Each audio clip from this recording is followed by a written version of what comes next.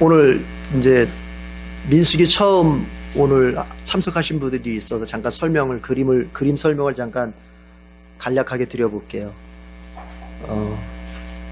자, 그림이 오른쪽에 있는 삼각형은 그게 이제 시내산이죠. 그러니까 민수기가 시내산을 출발해서 요단 동편에 도착하는 요단 동편에 도착하기까지의 여행을 이야기하고 있어요. 그래서 시내산, 삼각형이 시내산을 상징하고, 그 다음에 이쪽에 보면은 그 위에가 갈릴리 호수, 그리고 밑에가 사해인데, 거기를 갈릴리 호수에서 사해로 쭉 흐르는 강이 바로 요단강이거든요. 그래서 맨 왼쪽 편에 맨 위에 갈릴리 호수, 맨 밑에 사해, 그리고 요단강, 이렇게 지도가 그려져 있는 거예요. 이해가 되셨죠? 그러니까 이쪽에는 뭐가 있어요? 시내산에서 출발해서 어디까지 도착한다고요? 요단의 동쪽, 요단 동쪽, 거기까지 도착할 때까지의 여행인데, 자, 위에 보면은 이제 이게 구름이 있어요. 이거는 뭐냐? 이 이스라엘 백성이 시내산 출발해서 요단 동쪽에 도착할 때까지 하나님이 인도하실 때 무슨 기둥으로? 구름 기둥으로 인도하시는 거예요.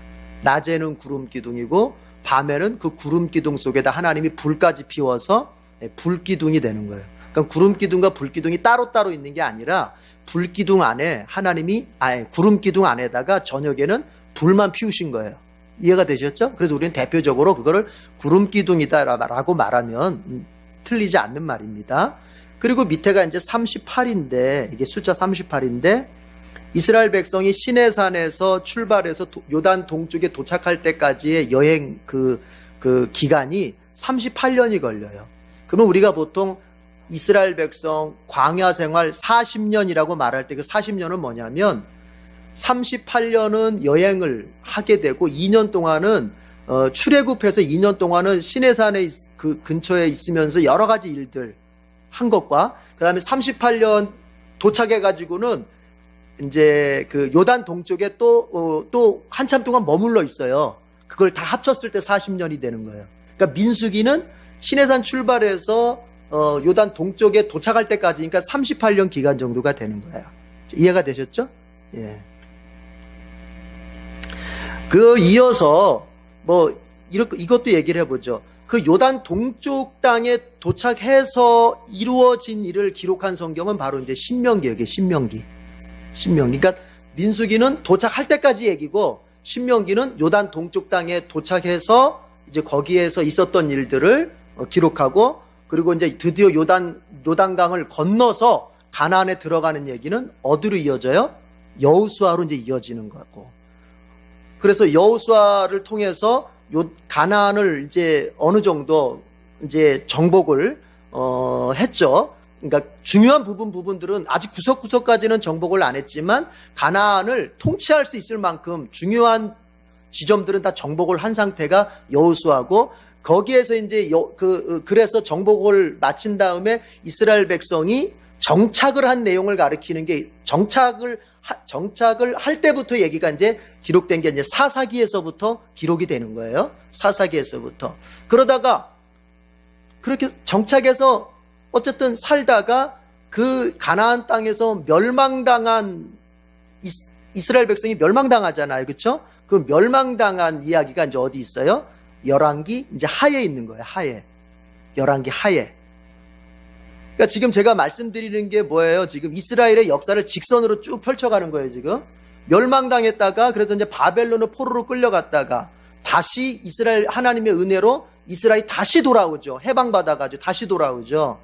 그래서 다시 돌아온 이야기가 에스라, 니에미야에 있는 얘기죠. 그러니까 구약 성경을 직선으로 쫙 연결하면은 어떻게 되냐면 창세기, 출애굽기, 민수기, 그 다음에 여호수아, 사사기, 그리고 이제 사사기 시대에 좀 더 있었던 일, 이제 개인적인 일들이나 이런 게 이제 사무엘상하 보면 이제 사울 얘기, 다윗 얘기 나오죠. 사무엘상하. 그다음에 이제 왕국 자체가 이제 망한 이야기, 열왕기상하, 회복된 얘기, 에스라, 니에미야. 이렇게 이스라엘 역사를 직선으로 그러니까 시간의 순서대로 쫙 그렇게 펼쳐볼 수가 있어요. 그 가운데서 지금 우리가 이 민수기가 어느 위치에 있는지를 확인해 보자는 거예요. 지금. 그러니까 앞으로 갈 얘기가 많은데 지금 민수기는 어디예요? 출애굽해서 시내산에 1년여 1년 정도 머물러 있다가 이제 가나안을 정복하기 위해서 드디어 출발을 이제 했어요. 그리고 이제 출발을 해서 가나안을 향해서 이제 가고 있는 그 이야기가 바로 민수기에 기록되어 있다. 네. 그래요. 저걸 안 했군요. 그냥 들어갑시다. 그림만 그려보고 한 거로. 자, 지도를 보세요. 지도. 여러분 지도 받으신 지도.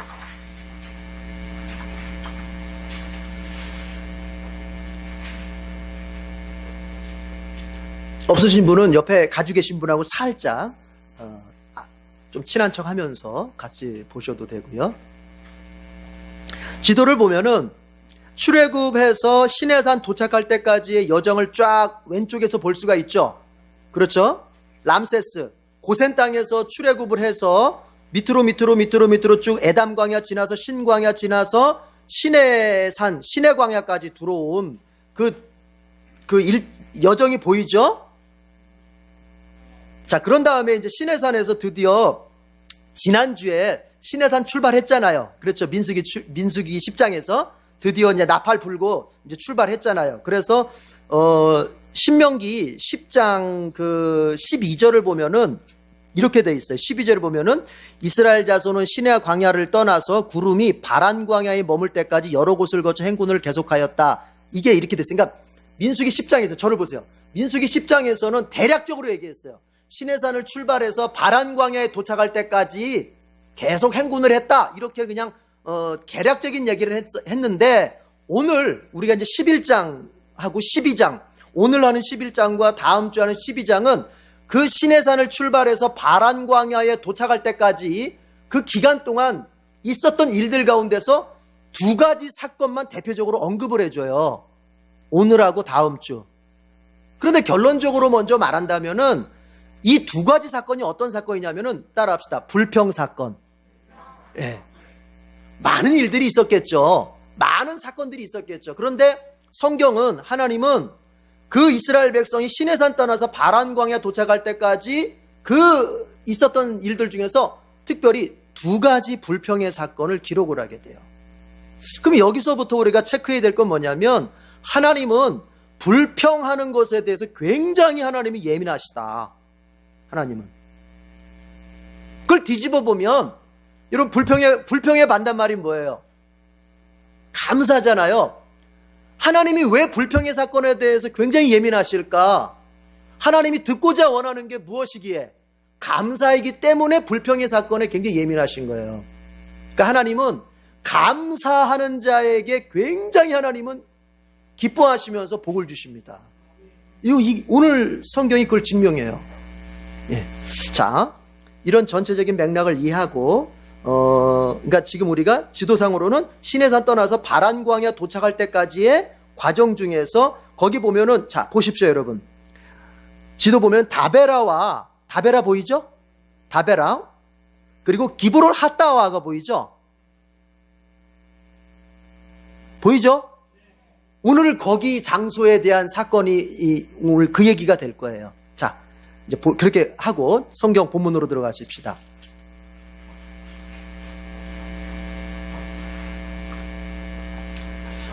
11장을 총 4개의 단락으로 나누어서 이제 살펴볼 텐데 4개의 단락을 다 하려면 바빠요. 이게 그래서 항상 시간이 좀 넘어가는데 쭉쭉쭉 한번 가봅시다.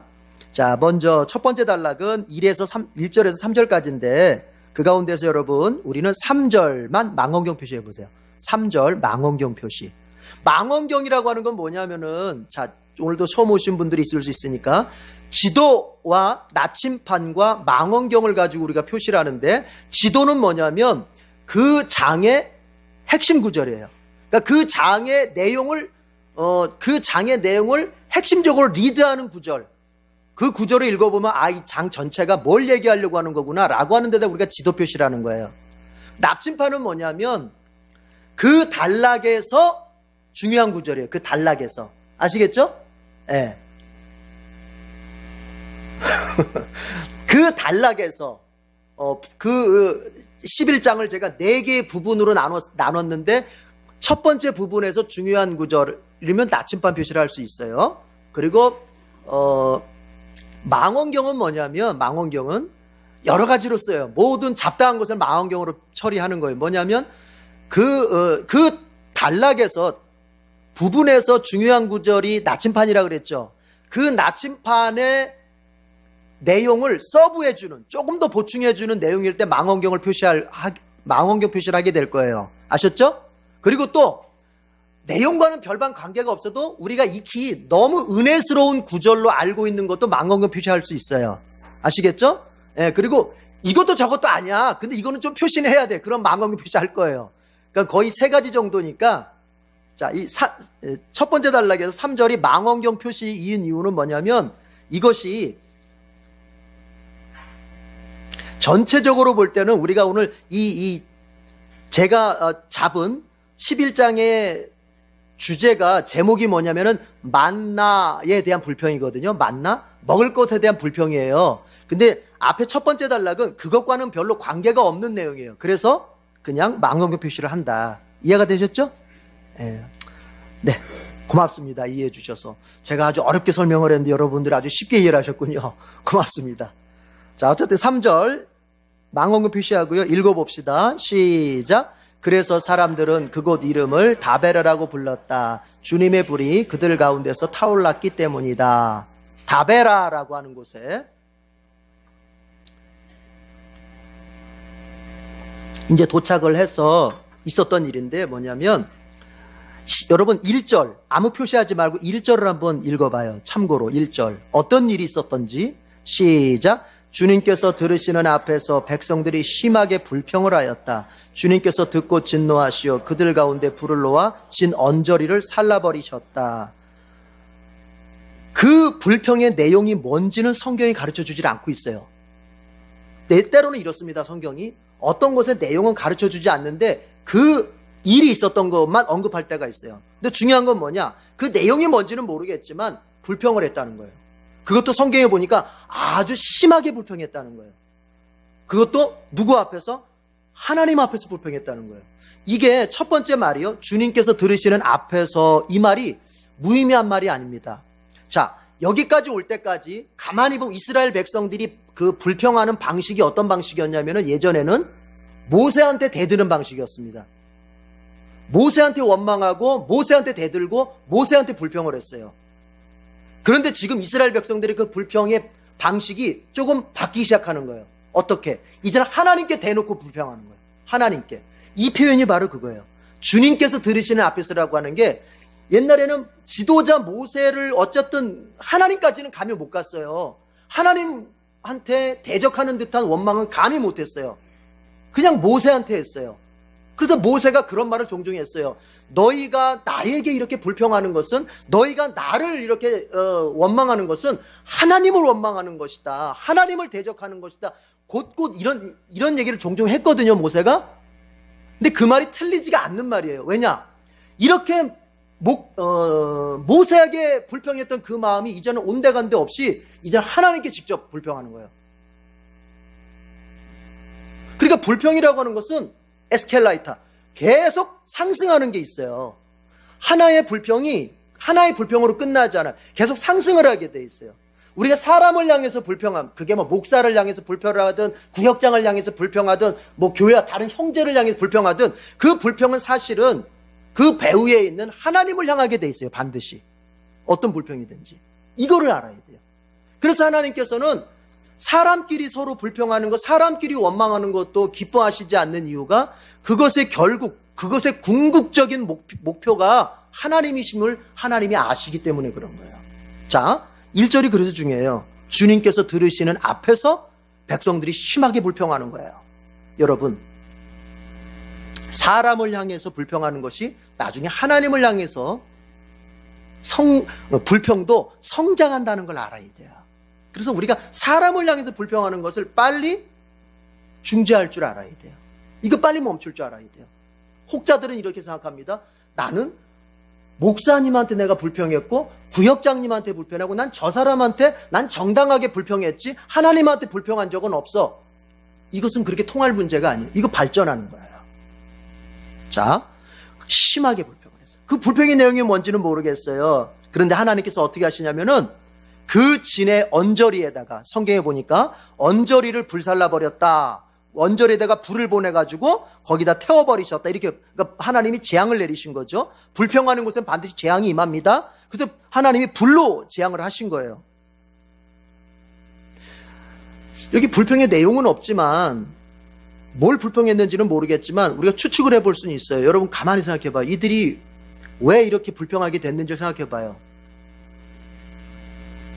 여기 떠나기 직전에 이스라엘 백성이 어디 있었어요? 시내산에 있었잖아요.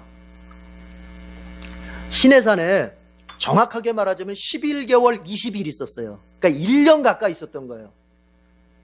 아니 편해요. 편하게 그냥 거기서 먹고 자고 하면서 그냥 하나님이 먹을 것도 주시고 뭐 일할 것도 없고 그냥 뭐 가끔 가다가 한 번씩 하나님 임하시면 예배에 한 번씩 드리고 힘들 게 없었어요. 힘들 게. 그런데 이제 보세요. 여행을 딱 출발하고 나니까 이제는 몸이 힘들어지는 거예요. 그렇잖아요.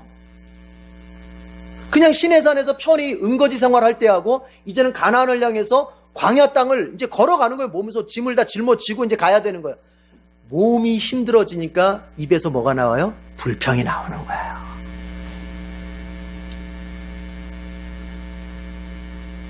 그래서 그 사람의 신앙의 수준이 어느 정도인지 체크해 보려면요. 그 사람이 잘 될 때, 그 사람이 모든 환경이 다 좋을 때, 이때는 몰라요. 그 사람이 몸이 아파보고, 그 사람이 물질적으로 어려워보고, 그 사람이 인간관계에서 어려움을 당해볼 때 그 사람의 신앙 수준이 드러나는 거예요. 우리는 제 직업 자체가 여러분들을 가르치고 여러분에게 뭐 하나님 말씀을 전하는 입장에 있습니다. 그런데 항상 제가 명심하는 건 뭐냐면 가르치기는 쉬운 거예요. 그렇잖아요? 우리가 남한테 훈수두기는 쉬운 겁니다. 그러나 내가 그걸 살아낸다고 하는 것은 이건 또 다른 얘기예요. 내가 알려주고 가르친다고 해서 내가 그 자리에 있다고 생각하면 안 돼요. 가르치는 사람들이 흔히 빠지기 쉬운 자기 속임수가 뭐냐면 자기 속임이 뭐냐면 내가 가르치고 있기 때문에 나는 이미 그렇게 살고 있는 줄 알아요. 그걸 범하기가 쉬워요. 부모들이 자식한테 훈계를 두면은 부모 자신은 이미 그 수준에 올라가 있는 줄 알아. 착각을 해요. 그런데 자식들이 봅니다. 이상하시네. 나한테 말한 거하고 다르게 사시네. 이렇게 보는 거거든요. 이 가르치는 사람들, 앞에서 리드하는 사람들이 항상 조심할 게 뭐냐면 내가 가르치는 것과 내가 사는 것은 다르다는 걸 알아야 돼요. 네. 그러면 그게 어느 때 나타나느냐? 내가 힘이 들 때, 그게 뭐 물질적으로든 건강으로든 인간관계로든 어떤 가정이로든 진로로든 하여튼 내가 힘들어 볼 때 그 사람의 신앙의 수준이 정말 그렇게 살고 있는지 아니면 말만 그렇게 한 건지 그때 드러나는 거예요. 사람이라고 하는 것이 여러분 얼마나 연약하냐면 내가 저 사람한테 훈계를 하고 있는데요. 그 훈계하고 있는 그 내용이 나한테 해당된다는 걸 모르는 게 사람이에요.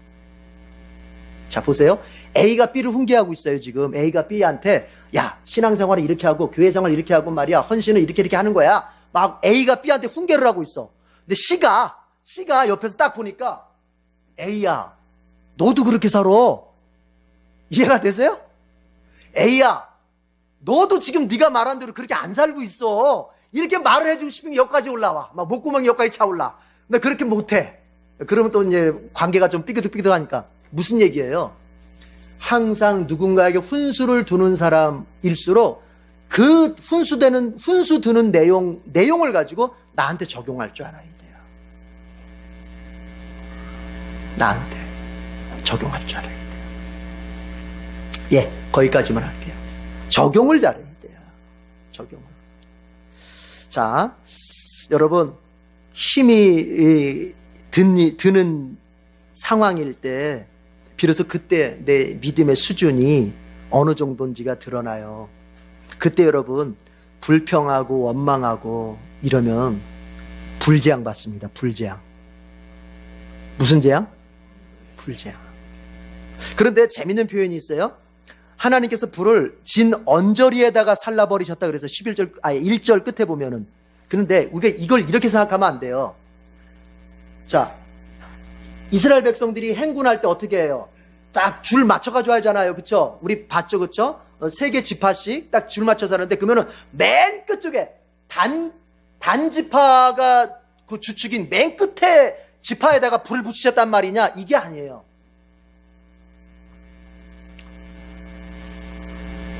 야, 수요일날 오늘 사람들이 많이 와 있으니까 제가 굉장히 떨리네. 아유, 오늘 감사합니다. 많이 들어오셨어요. 다른 때보다 배나 더 오신 것 같아. 매주 이랬으면 좋겠어요. 감사합니다. 그러니까 하나님께서 진 언저리에다가, 언저리라는 말은 원어적으로 보면 끝이라는 말인데, 끝에다가 불을 붙였다고 하는 게 맨 뒤쪽에 오는 지파에다가 불을 붙였다는 말이 아니라, 이건 어떤 의미냐면은, 이건 생각을 해야 돼요. 어떤 의미냐면은, 여러분 주로 불평하고 원망하는 사람들은 주로 어디에 있어요? 뒤쪽으로 빠져 있어요. 그러니까 어떤 사람들이냐면 지금 뒤에 진에서 낙오돼가지고 뒤에서 낙오된 거예요. 낙오대가 뒤에 그 불평하는 사람들끼리 모여가지고 그냥 막 욕을 하면서 뒤에서 막 이러고 오는 거예요. 뒤에서. 이해가 되세요? 거기다가 하나님께서 불을 던져버리신 거예요. 거기다가. 그러면 저기 공부 안 하고 껄렁껄렁 하는 애들 다 어디 앉아요? 그렇잖아요. 그러면서 어쩌고 그런 거예요. 똑같아. 이 공동체가 있잖아요. 공동체가 있을 때 기쁘고 감사하고 뭔가 협력하고 하나가 되는 사람들은 중앙으로 모이게 돼 있어요. 중앙으로. 그러나 원망하고 뭔가 이 마음속에 뭔가 불편하면 자꾸 사이드로 빠져요. 뒤로 빠져요. 그리고 모여서 자기네들끼리 당을 만들어서 이제 여기에 있는 공동체를 죄송합니다. 이렇게 표현해서 씹습니다. 막 불평하게 되는 거예요. 거기에다가 하나님께서 불을 던져버리신 거예요. 이 표현은 그런 표현으로 이해를 해야 돼요. 여러분, 내가 지금 속해 있는 집단이, 내가 지금 속해 있는 그 모임이 불평의 모임인지 감사의 모임인지 빨리 판단해야 돼요. 내가 주로 만나서 대화 나누고 내가 주로 만나서 뭔가 이렇게 모임을 하는 사람들이 불평만 하는 사람들인지 아니면 감사하고 뭔가 생산적인 일을 하려고 어떤 하나님 나라를 위해서 교회를 위해서 생산적인 사역을 하려고 하는 사람들인지 아니면 모여서 불평하고 뭔가 자꾸 원망하려고 모이는 집단인지를 빨리 파악해야 돼요. 왠지 아세요? 거기 있다가 불 맞아요.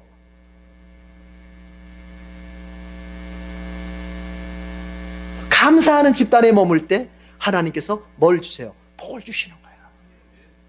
그러니까 그 말이 여기서 통하는 거예요. 줄을 잘 서야 된다. 줄 잘 서야 돼. 우리는 감사하는 쪽에 줄을 서야 돼요. 네.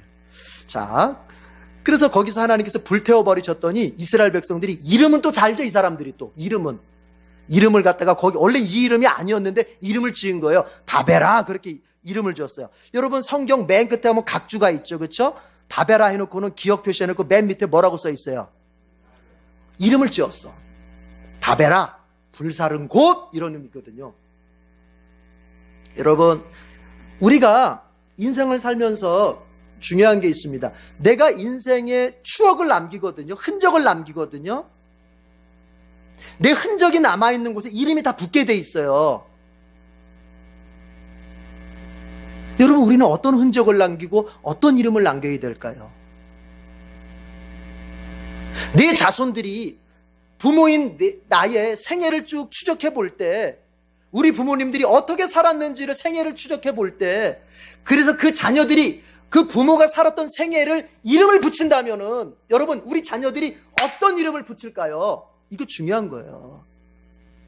이스라엘 백성들 다베라 이거는 치욕의 이름입니다. 왜요? 거기서 하나님의 불재앙 받아가지고 다 태워서 죽었잖아요. 이거는 영광스러운 겁니까? 치욕스러운 겁니까? 치욕스러운. 우리가 한 번의 인생을 살아가면서 나의 지나간 인생에 명찰을 딱 붙일 때 여러분 남겨진 나의 후손들이나 주변의 사람들이 나의 인생에 대해서 명찰을 붙일 때 뭐라고 붙여주길 바라세요? 그래서 중요한 게 있어요. 잘 살아야 됩니다. 따라합시다. 잘 살아야 된다. 부자로 유명한 사람으로 권력 있는 사람으로 사는 게 잘 사는 게 아니라 내 자녀를 비롯해서 내 주변에 있는 사람들이 내 인생에 명찰을 붙일 때 이분은 참 잘 산 사람이다 라고 하는 명찰을 붙일 수 있을 만큼 그 내적인 삶이 잘 살아야 된단 말이에요. 다베라는 치욕적인 이름이에요. 치욕적인 이름이 또 하나 나와요 이제. 자, 보십시다. 여러분 모두에게는 잘 사는 그런 축복이 있기를 바랍니다. 두 번째 단락을 들어갈 텐데 4절에서 15절까지로 잡아봤습니다. 자, 6절 지도 표시하겠습니다. 6절.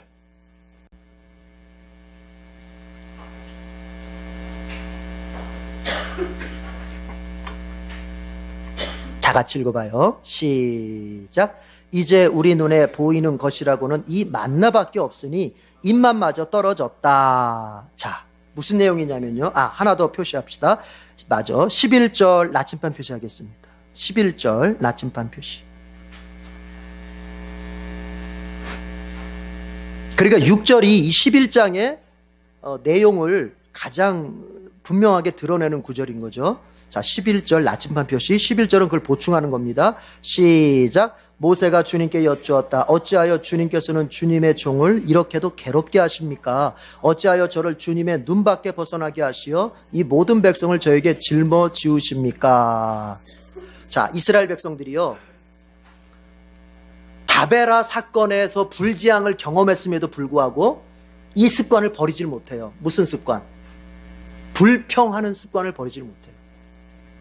여러분 성경을, 구약 성경 전체를 쫙 읽어보세요. 이스라엘 백성들의 특기가 나오는데 그거는 딱 하나예요. 불평이에요. 불평. 원망과 불평이에요. 그러니까 성경이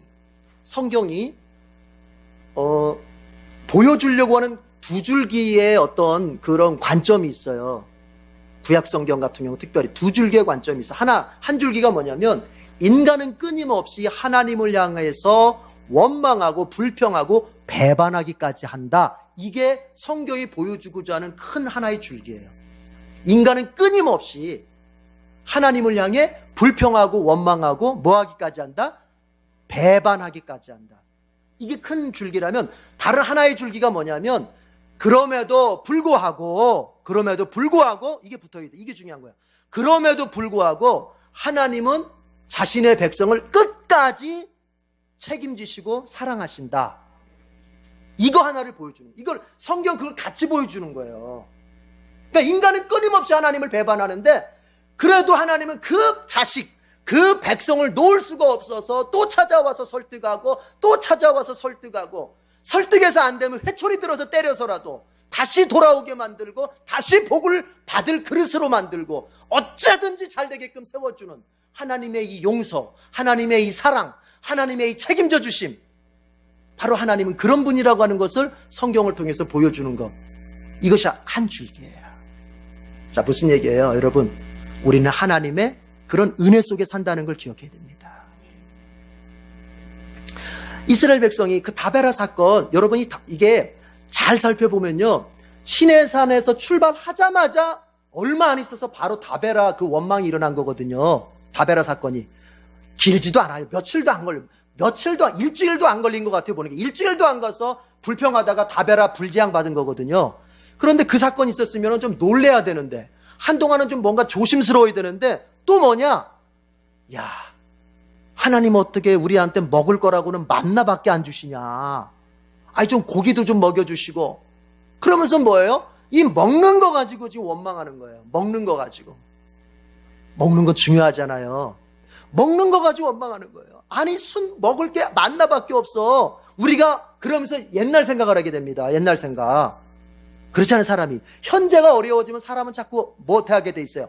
과거를 추억하게 돼서 그때 좋았는데, 좋기는 뭐가 좋아? 그때가, 과거가 현재일 때는 되게 그때도 원망했었는데 지금이 어려워지면 그때, 그러니까 항상 우리 마음속에는 뭐가 있어요? 항상 구관인 명관인 데가 항상 있는 거예요. 여러분이 예를 들어서 이제 구역장님 나 구역장님 너무 마음에 안 들고 구역장 바뀌었으면 좋겠어. 바꿔주잖아요. 그래 또 이럽니다. 그래도 옛날 그 구역장님이 더 낫어. 이번 구역장 더 안 좋아. 반드시 그렇게 됩니다. 그렇게 되는 거예요. 안 그래? 저만 그래요? 아니 그렇던데 보니까 항상 그런 거예요 사람이. 예.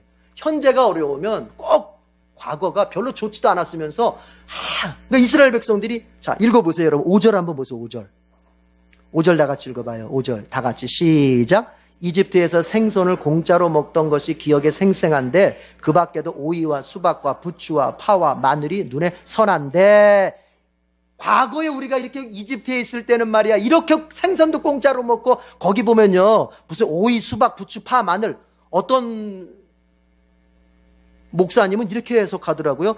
이게 다 보면은 정력제다 그런 얘기 하더라고요. 정력제. 이게 다 정력제래요. 남자의 정력이 좋은 것들이래요. 이게 다. 그러니까 지금 광야에 있으면서도 정신 못 차리고 아직도 정력을 생각하고 있다. 뭐 이렇게 해석하시는 분. 좋아요. 근데 뭐예요? 우리 옛날 이집트에 있을 때는 이런 것들 마음껏 먹고 살았는데 여기 와서는 지금 하나님 이런 것도 못 먹게 하고 그냥 만나나 그냥 내려주시고 이게 뭐냐 하는 거예요.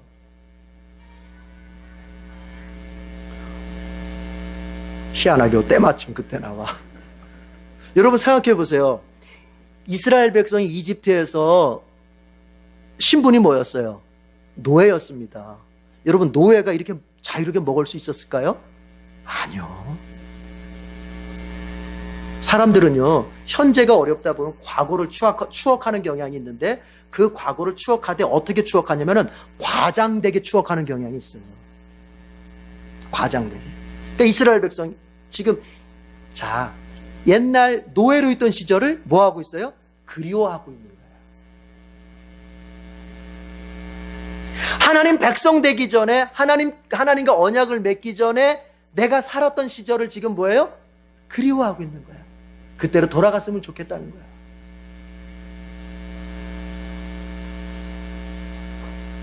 여러분 구원받은 우리도 늘 마음속에 갈등하며 생기는 것이 뭡니까? 옛날 하나님 그분의 주권을 인정하지 않고 내가 주인 되어서 살았던 시절을 자꾸 그리워하게 됩니다. 내 맘대로 먹고 내 맘대로 선택하고 내 맘대로 벌려놓고 내 맘대로 막 그냥 여기저기 누비고 다니는 그런 삶을 이게 우리가 이제 완전히 놓지를 못할 때가 있단 말이에요. 그럼 거기서 어때요? 하나님이 이걸 기뻐하실까? 이 생각과 그것을 원한다 하는 이 생각이 이게 자꾸 충돌하는 거예요. 그러면 예수님 맨 처음 믿을 때 몇 개월이 행복한 것은 뭐냐면 행복한 이유가 뭐냐면 옛날로 살고 싶다는 생각이 완전히 그때는 짓밟혀 있을 때예요. 이해가 되세요? 예수님 맨 처음 믿을 때는 성령이 막 충만해져가지고 내가 옛날에 살던 것처럼 살았으면 좋겠다 이 생각이 완전히 성령에 의해서 짓밟혀 있다고요. 그런데 이제 예수 믿는 시간이 길어지면 예수 믿는 기간이 길어지면 이제 성령에 의해서 짓밟혔던 이 옛 생각이 어떻게 하냐면 꿈틀꿈틀거리면서 조금씩 올라오려고 얘가 이제 몸부림을 쳐요. 얘가 소위 말하는 죄가 다시금 나에게 영향력을 행사하기 위해서 얘가 꿈틀꿈틀 몸부림을 칩니다. 그러면 우리는 착각하는 게 뭐냐면 내가 애쓰지 않고 노력하지 않아도 내가 맨 처음 예수 믿을 때 성령에 의해서 이 죄성이 짓밟혀 있었던 것처럼 여전히 짓밟혀 있을 거라고 생각하는 거예요. 이해가 되십니까 여기까지? 그러나 내가 예수님 맨 처음 믿을 때는 하나님이 그냥 값없이 그냥 성령 충만함을 주셔가지고 내가 원하는 자체가 다 하나님이 기뻐하시는 것만 원하게 됐었어요. 그런데 하나님께서는 그 다음부터는 그렇게 두시지 않으세요. 그 다음에 뭐냐? 우리의 노력이 거기에 덧붙여져야만 내가 그 죄를 계속 짓밟아 놓을 수 있게 하신단 말이에요.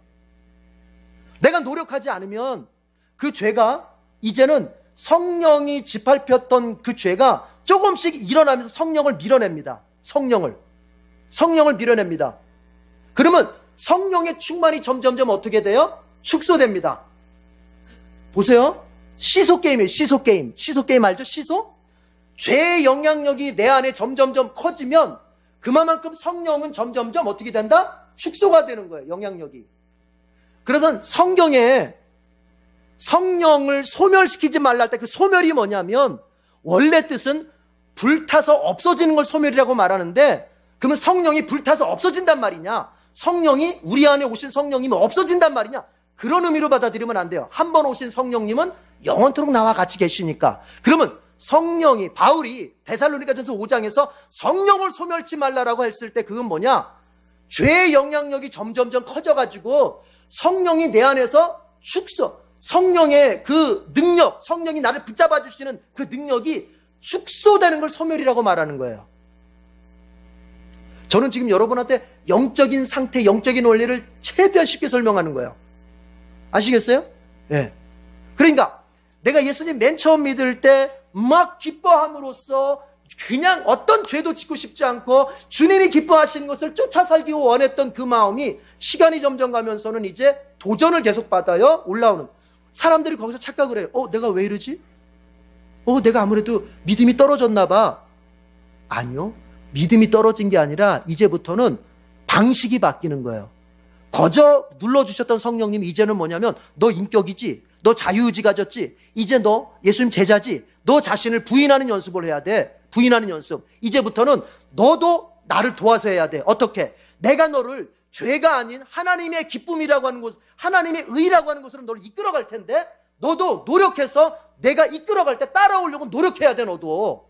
그래야 죄를 계속 눌러놓을 수 있어. 근데 만약에 성령인 내가 너를 갖다가 하나님의 의로 이끌어가려고 할 때 네가 싫어요. 나 옛날이 더 좋아요. 나 옛날 하나님 모르고 살 때 그때가 재밌었어요. 그때처럼 살고 싶어요 하면서 내 인도함을 네가 놔버리면 나도 너를 어쩔 수 없고 그때는 죄가 짓밟혔던 죄가 다시 일어나가지고 너를 확 삼켜가지고 너의 마음을 굉장히 번뇌하게 만들고 갈등하게 만들고 너를 괴롭게 만들 것이다. 이게 성령님이 여러분에게 들려주시는 성경을 쫙 펼쳐서 하는 얘기예요. 성화의 부분에서. 구원에 있어서. 이해가 되세요? 그러니까 자꾸 이렇게 생각하지 마세요. 내가요, 옛날에는요, 왕년에는요, 성령 충만했는데 지금은 성령 충만. 그게 아니라고요. 무슨 얘기예요, 그거는? 이렇게 얘기해야 정확한 거예요. 제가 노력하지 않고 있습니다. 성령이 나를 위해서 역사를 안 하시는 게 아니라 성령이 옛날만큼 나에게 역사를 안 하시는 게 아니라 내가 뭐 안 하고 있다? 뭐 안 하고 있다? 뭐 안 하고 있다? 노력을 안 하는 거예요. 무슨 노력? 성령 편을 들려고 하는 노력을 안 한다는 얘기예요. 성령 편을 들려고 노력하지 않고 반대로 죄의 편에 쓰는 거예요. 죄의 편에. 그럼 성령은 인격적이시기 때문에 한 발 뒤로 빠집니다. 그러면 성령 충만은 약화되고 성령의 충만이 약화된 그곳에는 반드시 뭐가 충만하다? 죄의 충만함이 나타나게 되는 거예요. 그러므로서 우리는 하나님의 자녀임에도 불구하고 예수님께서 세상이 줄 수 없는 평안을 약속받은 사람임에도 불구하고 우리는 그것을 누리지 못하는 그런 삶을 살게 되는 거예요. 예수 믿어가면서. 그러나 이걸 뒤집어 보면 지금이라도 다시 한번 주님의 편에 서려고 하고 주님의 이끄심에 내가 서려고 하고 성령이 나를 이끄심에 내가 서려고 기도와 말씀으로 먼저 시작해서 그렇게 순종으로 나가려고 하면 그 잃어버렸던 기쁨과 평화는 능력은 다시금 회복이 됩니다. 반드시 그렇게 돼 있어요. 그러니까 저절로 되는 것으로서의 신앙은 여러분처럼 예수님을 영접해서 믿음을 시작한 사람에게는 더 이상 기대하면 안 돼요. 내가 애쓰지 않는데 어느 날 성령님이 삐리리 나타나가지고 내가 막 40일 금식 기도에 하고 나서 삐리리 나타나서 막 나를 그다음부터 평생 책임져주는 그런 건 없어요. 40일 금식 기도했으니까 40일 금식 기도한 효과는 보겠죠. 성령 충만을. 그러나 그것이 평생을 책임지지 못해요. 무슨 얘기예요? 여러분, 우리의 믿음 생활이라고 하는 것은 매일매일 노력하는 거예요. 매일매일. 이스라엘 백성들 안에도 이게 있는 거예요. 옛날 이집트 때가 좋았는데, 옛날 그때 노예로 있을 때가 좋아. 이 얘기하는 거예요. 그러니까 하나님께서 이스라엘 백성을 광야로 끌고 가신다는 이유가 있습니다. 왜냐? 따라합시다. 몸은 탈출했지만 정신은 아직도 잡혀 있다. 하나님이 몸은 이집트에서 모세를 통해 탈출해냈는데 아직도 마음은 뭐예요? 이집트에 잡혀 있는 거예요. 그러면 이집트에 잡혀 있는 이 마음을 이제 이 물을 뺀다 그래. 물을 뺀다 그러냐, 물을. 이 정신에 스며드는 이 물을 빼야 되는데, 애굽의 물을 빼야 되는데, 그 애굽의 물을 빼는 제일 좋은 방법이 뭐냐? 광야에서 뺑뺑이 돌리는 거예요.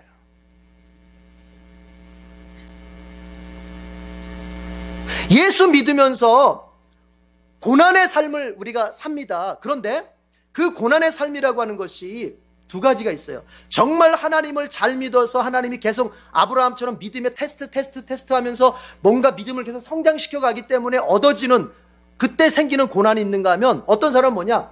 하나님 앞에 순종을 죽어라고 하네.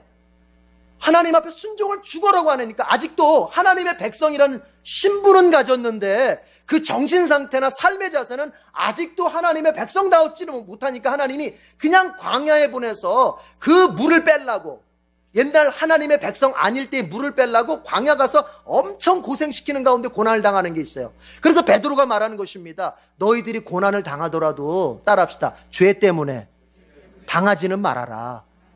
죄 때문에 당하는 고난은 유익이 없다, 그렇게 말하는 거예요, 베드로가. 의 때문에, 내가 예수 믿기 때문에 손해보고, 예수님 때문에 한 대 맞아도 참아주고, 예수님 때문에 내가 뭔가 높은 자리에 올라갈 것도 악한 방법을 쓰지 않고 내가 딱 고사할 수 있겠지만, 그래서 생기는 고난은 의 때문에 생기는 고난이지만, 그게 아니라 이스라엘 백성들처럼 아직도 이집트를 미련하고 아직도 뭔가 하나님이 없는 곳을 더 마음에 생각하고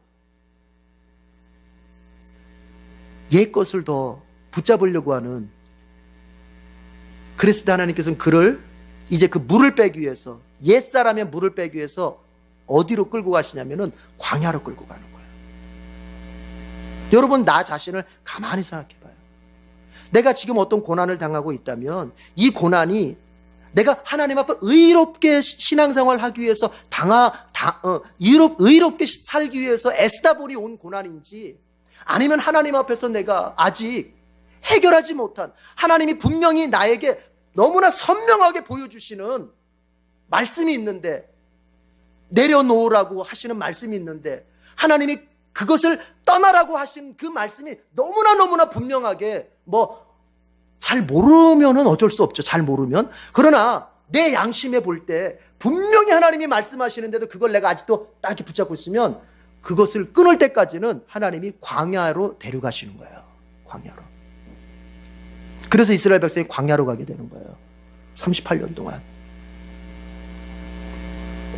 그리고 광야에서 38년 동안 광야 생활 지나는 중에 여러분 어떻게 됩니까? 1세대가 다 죽잖아요. 그렇죠? 출애굽 1세대가 다 죽어요. 그럼 뭘 의미합니까? 드디어 이스라엘이란 공동체가 옛 물이 다 빠진 거예요. 이제 옛물이 다 빠진 거예요. 2세대가 딱 이제 새로 주역이 되거든요. 그 얘기는 뭐냐? 옛사람은 죽었고 새 사람이 일어나서 이스라엘이 드디어, 여러분, 옛사람이 죽고 새 사람이 일어나니까 어떻게 됩니까? 그 무적의 가나안을 갖다가 아무 무기 하나 없는 이스라엘이 말씀 하나 가지고 이겨버리는 거예요. 그러니까 우리가 삶에서 승리하고 어떤 장애물 앞에서 승리하는 것은 다양한 방법들을 연구하고 찾는 데에 우리 신자의 방식이 있지 않아요. 내가 옛사람, 믿음 없는 옛사람이 죽고 아직도 하나님보다 더 즐겨 찾는 죄를 내려놓는 그 옛사람을 죽고 내가 주님 앞에서 새 사람으로 쓰기만 하면은 하나님은 내 인생의 활로를 활짝 여십니다. 그게 민수기와 여호수아를 통해서 보여주시려고 하신 하나님의 은혜의 메시지예요. 그러니까 이스라엘 백성들이 그렇게 만나 이걸 갖다가 원망했던 거예요. 그러니까 자, 그런데 4절을 보시면 뭐라고 되냐면은, 자, 이것까지만 얘기하고 같이 기도할게요. 4절과 같이 한번 읽어봐요. 4절 다 같이 시작. 이스라엘 자손 가운데 섞여 살던 무리들이 먹을 것 때문에 탐욕을 품으니 이스라엘 자손들도 또다시 울며 불평하였다. 누가 우리에게 고기를 먹여줄까? 여기서 중요한 말을 성경이 하고 있는데, 이스라엘 백성들이 불평을 하게 된, 만나를 불평을 하게 된 그 배경을 설명해 주고 있어요. 그게 뭐냐면 이스라엘 자손 가운데 섞여 살던 무리들, 이것은 이스라엘 민족이 아니에요. 제가 누차 얘기하지만 모세가 출애굽을 시킬 때 이스라엘 백성만, 순수한 혈통의 이스라엘 백성만 나온 게 아니에요. 이스라엘 백성이 이집트에서 탈출할 때 그 탈출하는 이스라엘 백성을 따라서 다른 이방 민족도 따라온 사람들이 있어요. 그것을 옛날 성경은 잡족이라고 해서 잡족. 이스라엘 민족이 아닌데 따라 나온 거예요. 바로 그 사람들.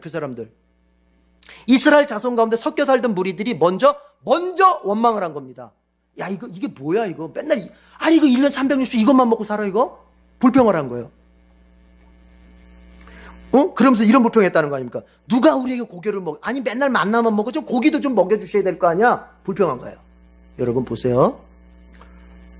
불평하는 사람을 늘 사귀다 보면은 불평을 안 하던 입술도 불평하는 입술이 되고 맙니다. 반드시 그렇게 되어 있어요. 법칙이에요, 법칙. 심리전이 있어요. 북한의 간첩들이 꼭 여러분 이 나라를 갖다가 어떻게 하려고 할 때 벌이는 심리전이 뭐냐면 절대로 그들을 앞에 나서지 않아요. 뒤에서 불평 분자들을 양산하는 거예요. 불평 분자들을. 10명의 불평 분자를 양산해서 그들을 흩어보냅니다. 그러면 그 10명과 접촉한 사람들도 또 불평 분자가 되는 거예요. 그럼 또 보내면 또 이런 식으로 해서 이게 점점 이게 심리전을 그려버리는 거예요. 무슨 얘기입니까? 원리가 같아요. 여러분, 원리 같습니다. 믿음이 좋은 사람을 가까이 하면 그 사람 믿음 좋아지게 돼 있어요. 그러나 불평을 잘하는 사람하고 붙어 있으면 반드시 그 사람 불평하게 돼 있어요. 그래서 그리스도인들은요, 냉철해야 돼요. 뭐가 냉철해야 되냐? 내가 마음을 나눌 사람과 내가 마음을 나누지 않을 사람 분명하게 딱 나눌 줄 알아야 돼요. 여러분, 우리가 자식들을 가르칠 때 이렇게 말합니다. 야, 친구 잘 사겨. 친구 잘 사귀어야 돼. 친구 잘못 사귀면 너 망해. 이렇게 말합니다. 맞죠? 근데 본인은 왜 망할 친구를 사겨? 왜 본인은 신앙을 무너뜨리는 사람을 왜 사겨? 왜 본인은 하나님 앞에서 죄 짓게 만드는 사람을 왜 가까이 해? 왜 본인은 불평하고 원망하게 만드는 사람을 왜 친구로 사귀고 있어? 내 자식들에게 해주는 말을 나에게 적용하시라고요. 정말로 친구 잘못 만나면 인생이 망가지는 게 진리라고 믿는다면 내가 만나고 있는 이 사람, 내가 가까이 하고 있는 이 사람이 내 신앙을 업시킬 수 있는 사람이면 1년 365일 매일매일 만나십시오. 시간을 내서 만나십시오. 돈을 들여가면서 만나십시오. 그러나 이 사람 가까이 하면 내 신앙 다 떨어지고 입에서는 맨날 불평과 원망만 나오고 나도 덩달아서 하나님 미워하고 목회자 미워하고 교회 미워하게끔 될 것 같으면은 그 사람이 선물을 들고 싸워도 난 당신과 사귀기 싫습니다. 이렇게 하십시오. 그게 내 믿음을 지키는 길이에요. 분명히 성경에 말하고 있어요. 이스라엘 자손 가운데에서 원망하는 그들이 이스라엘 백성들의 원망을 충동질했단 말이에요. 알아야 돼요. 중요한 얘기예요. 그리고 이걸 기억해야 돼요. 하나님께서는 원망을 생산해내는 사람에 대해서는 하나님이 가차 없습니다. 가정이 되었든 교회가 되었든 사회가 되었든 원망을 생산해내는 말하자면 성장 동력이죠, 그렇죠? 원망을 만들어내는 그 씨앗이 되는 사람들이 있어요. 하나님이 이것은 대단히 하나님이 언젠간 반드시 이건 심판합니다. 무섭게 심판합니다. 그게 이스라엘의 역사 속에서 보여지는 거예요. 네. 그래서 우리가 나중에 보면은 민수기 또 보면은 고라라고 하는 사람이 반역을 해서 하나님이 어떻게 죽입니까? 땅을 갈라가지고 땅 속에 묻어버려요, 그냥. 그 사람이 뭐 했는데요? 이스라엘 백성들을 원망을 충동질했거든요. 그러니까 하나님께서 너희들 다 물러서라. 고라와 그 일당들이 있어요. 그들만 가족들까지 다 거기 딱 남겨. 어떻게 합니까? 하나님이 지진도 아니에요. 그거는 지진 난 게 아니에요. 한순간에 땅이 쫙 갈라졌다가 딱 합쳐진 거예요. 그건 무섭잖아요. 다음 주에 보면 알겠지만은 다음 주에 모세의 형제들이 또 원망을 합니다. 왜 모세만 왜 우리 지도자 노릇하고 이런 원망을 그러니까 하나님께서 어떻게 벌을 하십니까? 다음 주에 보겠지만 그 누나를 갖다가 문둥병자로 만들어버려 하나님께서. 가차없어요. 여러분, 우리 에덴의 교우들은 어떠한 경우에서든지 원망의 씨앗이 되면 안 돼요. 나도 원망하지 말아야겠지만 내가 다른 사람을 원망하게 만드는 그런 삶을 살면 안 돼요. 어떤 삶을 살아야 돼요? 이왕 예수 믿고 정말 하나님 자녀 됐으면 내가 믿음의 씨앗이 될 수 있어야죠. 나도 예수 잘 믿고 나를 만나는 사람도 예수 잘 믿게 만들어줄 수 있어야죠. 나 때문에 그 사람이 하나님하고도 친해지게 만들고, 나 때문에 그 사람이 목사님과 친해지게 만들고, 나 때문에 그 사람이 구역 모임에 더 잘 나오게 만들고, 나 때문에 그 사람이 기도 더 열심히 하는 사람 되게 만들고, 나 때문에 그 사람이 영적 체험도 풍성하게 경험할 줄 아는 사람으로 내가 만들 줄 알아야지, 오히려 하려고 하는 사람을 그냥 끌어내리면 이건 안 된다. 잊지 마세요, 여러분. 원망의 씨앗에 된 사람을 하나님이 아주 무섭게 진노하시고 재앙 내리신다면 반대로 믿음의 씨앗이 되는 사람을 하나님이 천대까지 복을 주시는 거예요. 천대까지. 그게 아브라함을 가리켜서 뭐라고 불러요? 믿음의, 뭐 손발이 좀 맞아야죠. 믿음의 조상이잖아요. 그 조상이라는 말이 뭐예요? 믿음의 씨앗이란 말이에요, 씨앗. 믿음의 씨앗. 아브라함으로 인해서 이스라엘이라고 하는 그 나라가 하나님의 백성이 되는 그 믿음의 씨앗 노릇했단 말이에요. 그러니까 하나님께서 뭐라고? 천대까지 복을 주시죠. 천대까지. 그 후손이 지금까지도 역사 속에 남아있지 않습니까? 이스라엘이 바벨론, 아수르, 그 강대한 나라들이 역사 속에서 다 그 이스라엘보다 힘 있던 나라들은 역사 속에서 다 사라져버렸지만 그 힘없는 나라 이스라엘은 어떻습니까? 지금도 남아있어. 지금도. 그리고 여러분, 참 다 유치한 얘기지만 세계의 노벨상 3분의 1을 갖다가 다 이스라엘 사람들이 탔다 하는 얘기가 뭐예요? 하나님이 천대까지 복을 주시는 거예요. 그거는 우리 개인에게도 마찬가지다. 여러분, 이왕 내가 다른 사람을 만난다면 항상 잊지 맙시다. 내가 이 사람한테 원망의 씨앗 노릇하지 말고 믿음의 씨앗 노릇해야 되겠다.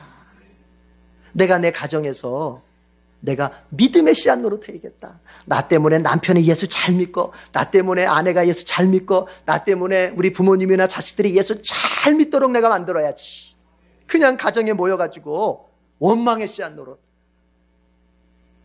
내 가족들이 내 영향받아가지고 하나님 원망하고 교회 원망하고 목회자 원망하고 교회 지체들 이렇게 가면은 안 돼요. 안 돼요. 여러분, 천대까지 복을 누리시길 바랍니다. 같이 한번 기도하십시다. 바로 이 제목으로 같이 기도하십시다. 여러분, 우리는 하나님, 제가 가정 안에서나 또 어떤 만남 속에서 항상 믿음의 씨앗 노릇만 하게 해주십시오. 나 때문에 내 남편의 믿음이 더 좋아지고, 나 때문에 내 배우자의 인생에 복이 넘치게 해주시고, 나 때문에 우리 자녀들의 하나님의 복이 넘치게 만들어줄 수 있는 믿음의 씨앗 노릇하게 해주십시오. 절대로 원망의 씨앗으로는 살지 않게 해주십시오. 이런 기도하고 우리 에덴교회에 믿음의 씨앗들만 더 많아지게 해주십시오. 이렇게 한번 기도하십시다. 다 같이 기도하겠습니다.